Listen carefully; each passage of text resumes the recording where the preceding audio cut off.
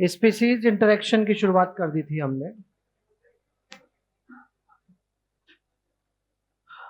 उसके पहले biotic community पढ़ी और उसके 3 कैरेक्टर पढ़े थे।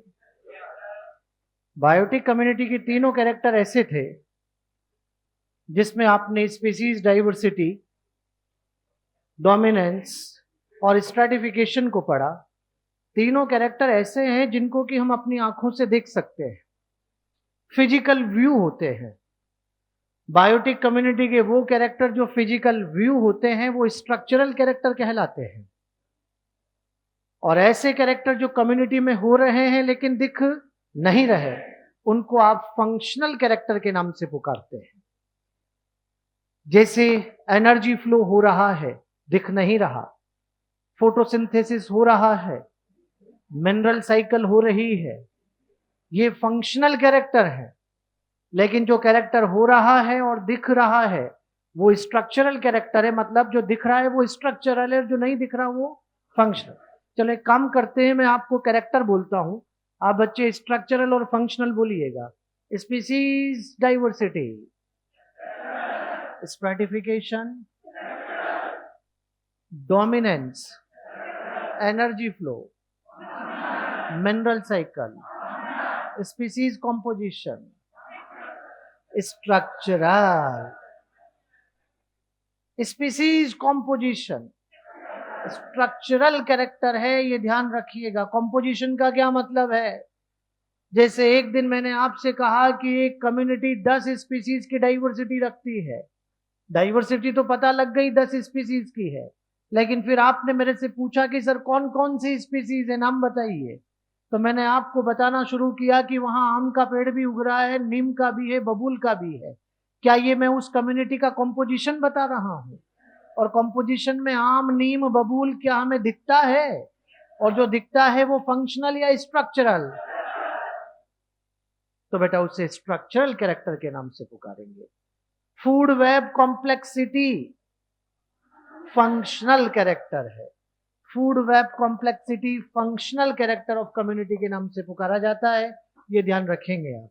तो ये दोनों बातें चाहो तो साइड में लिख लो, ऊपर कहीं नोट लगा के।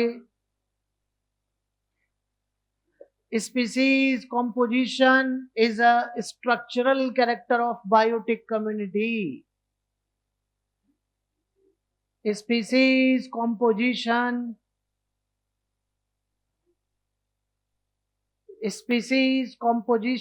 is a structural character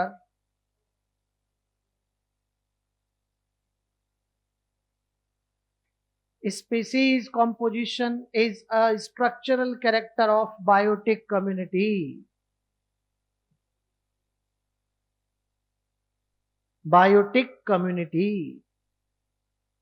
second लिखिएगा, food web complexity. Food web complexity is a functional character. Food web complexity is a functional character of biotic community. Food web complexity is a functional character of biotic community. ठीक, हमने जो character 3 character पढ़े, diversity, dominance, stratification, तीनों कैसे थे? Structural. तो आप एक काम करो, एस शेप ग्रोथ करू के बाद हमने बायोटिक कम्युनिटी को पढ़ना शुरू किया था। फ्लैशबैक में पहुंचिए और वहां पर बायोटिक कम्युनिटी में आपने biotic community equals to plant community plus animal plus लिखा बेटा।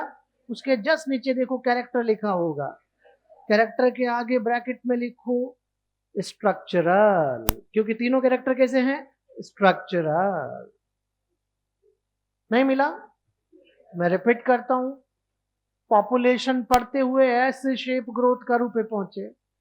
एस शेप ग्रोथ कर्व के बाद बायोटिक कम्युनिटी पढ़ना शुरू किया।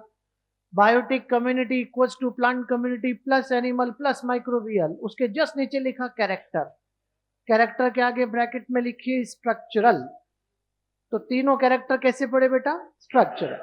फिर उसके बाद हमने कहा कि बायोटिक कम्युनिटी में जब अलग अलग स्पीसीज रहती है तो इनके इंडिविजुअल भी आपस में इंटरेक्शन करते हैं और इस इंटरेक्शन को स्पीसीज या पॉपुलेशन इंटरेक्शन के नाम से पुकारते हैं।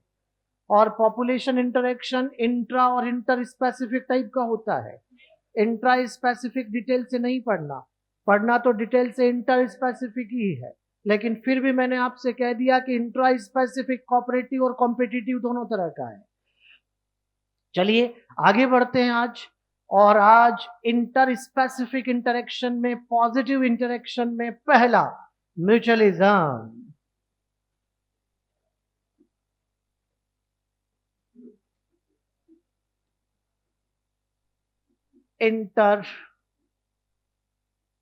इंटर स्पेसिफिक इंटरेक्शन की शुरुआत कर रहे हैं।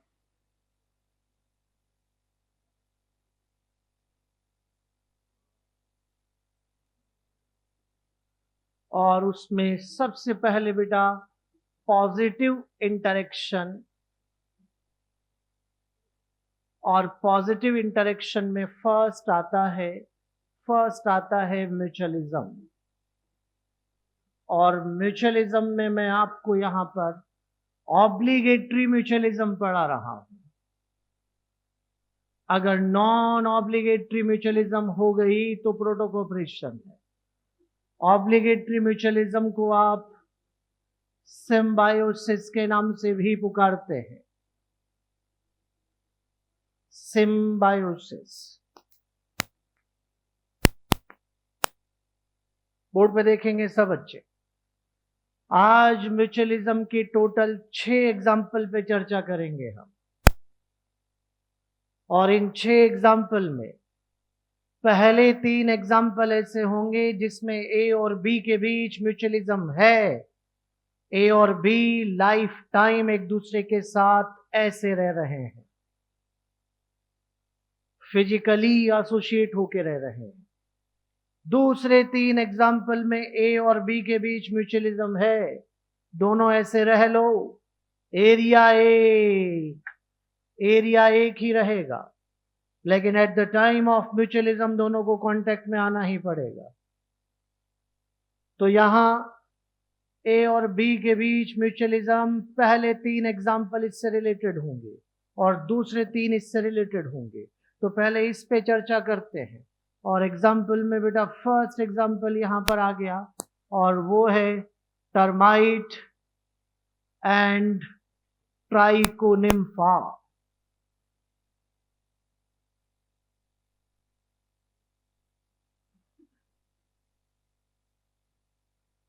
टर्माइट और ट्राइकोनिम्फा। ट्राइकोनिम्फा, टर्माइट तो बेटा दीमक है और ट्राइकोनिम्फा फ्लैजिलेट प्रोटोजोआ है। ये प्रोटोजोआ का मेंबर होता है ट्राइकोनिम्फा। टर्माइट, मान लीजिए ये रही टर्माइट, इसकी इंटेस्टाइन, इसकी गट में रहता है ट्राइकोनिम्फा। फ्लैजिलेट प्रोटोजोआ है। आप तो जानते हैं कि टर्माइट जब भी कुछ खाती है, चाहे ये कपड़े खा जाए, चाहे कागज खा जाए, चाहे लकड़ी खा जाए, जो भी खाए, सेलुलोज तो खाती ही है। खा तो जाती है पर पचा नहीं पाती। पचाने के लिए यहां पर ट्राइकोनिम्फा सेलुलेज एंजाइम सिक्रीट कर रहा है, और सेलुलेज एंजाइम सिक्रीशन से सेलुलोज डाइजेशन हो रहा है। ऐसे करते करते इसको भी फूड मिल गया है, और यहां इसका सेलुलोज डाइजेस्ट हो गया है। बोथ आर बेनिफिटेड, दोनों को फायदा, पॉजिटिव रिलेशन है।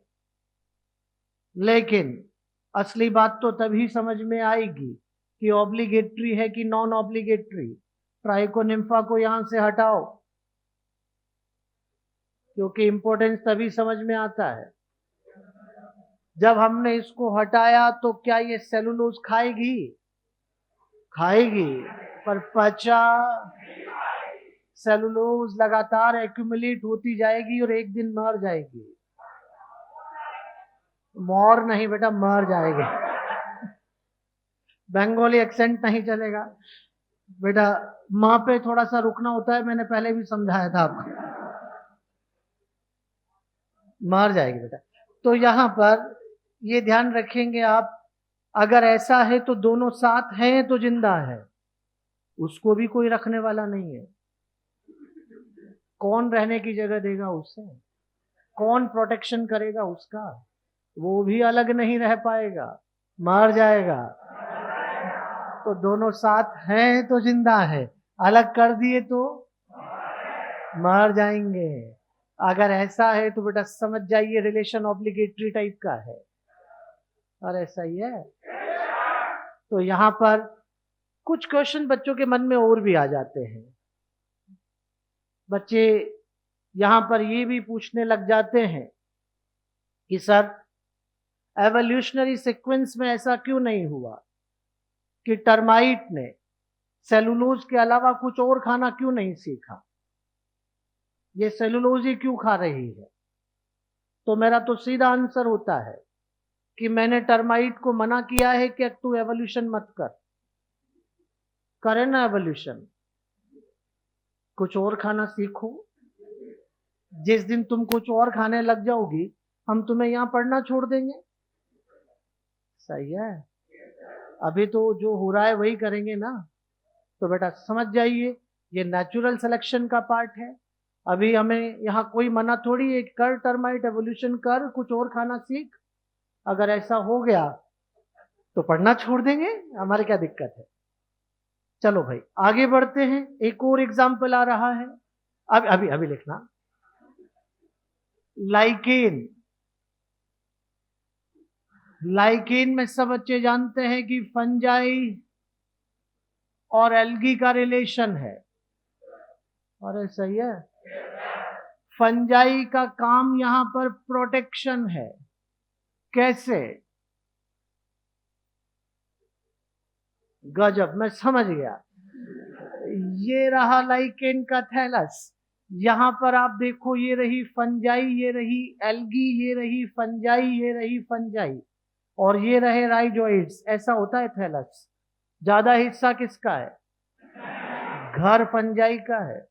एल्गी को तो सिर्फ रहने की जगह दी है, और जिस रहने की जगह दे रहा है वो प्रोटेक्शन भी तो देगा, शेल्टर दे रहा है ना, तो प्रोटेक्शन दे रहा है और साथ के साथ मिनरल और वाटर एब्जॉर्प्शन करके भी दे रहा है। तो यहां पर ये काम है फंजाई का। और एल्गी, खाना बनाओ मस्त रहो, फूड फॉर्मेशन एल्गी का काम है। इस रिलेशन को समझने के लिए हस्बैंड वाइफ रिलेशन भी कहा जाता है, जहां पर एल्गी खाना बनाती है और फंजाई खाता है, और जो खाना खा रहा है वो सुरक्षा भी दे रहा है, और सब्जी लाके भी देनी पड़ती है, क्योंकि बिना सब्जी के खाना नहीं बनता बेटा। लेकिन घर घर किसका है? बिल्कुल, बहुत बढ़िया। पीछे वाले बच्चे अब सही हो चुके हैं, पहले तो ये एल्गी का बताते थे। तो यहाँ फंजाई का घर है, घर उसी का है, और जिसका घर है वो मालिक है, मास्टर है बेटा। और जिसे रहने की जगह दी है वो खाना बना के भी खिलाए। बेटा कमजोर दिल वाले ध्यान रखिएगा ये तो स्लेव लाइक बिहेव हो रहा है, इसमें कोई ईगो पे ना ले, हम लाइकेन पढ़ रहे हैं। तो यहाँ पर इस तरह के रिलेशन को हेलोटिज्म भी कहा जाता है। तो यहाँ पर मास्टर स्लेव रिलेशन है बेटा, जिसको हेलोटिज्म के नाम से पुकारते हैं। एक और आता है और वो है माइकोराइजा।